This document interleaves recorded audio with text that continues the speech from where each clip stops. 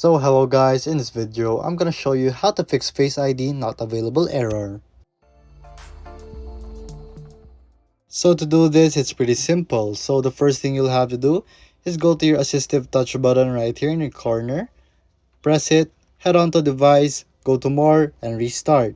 So if that doesn't solve it, the next thing we'll have to do is go to settings, locate general, software update, and if there's no new software update and you're like mine, iOS is up to date, the next thing you have to do, scroll down from general again, transfer reset iPhone and press reset and reset all settings.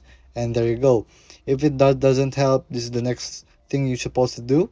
Go to your Safari, head on to your support.apple.com, so you'll be shown this, your iPhone support, and then just scroll down until you'll see search support and then search for your Face ID.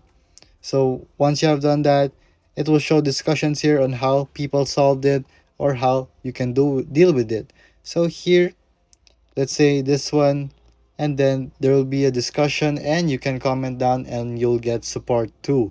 So there you go guys. If this video is helpful, please hit the like button and don't forget to subscribe.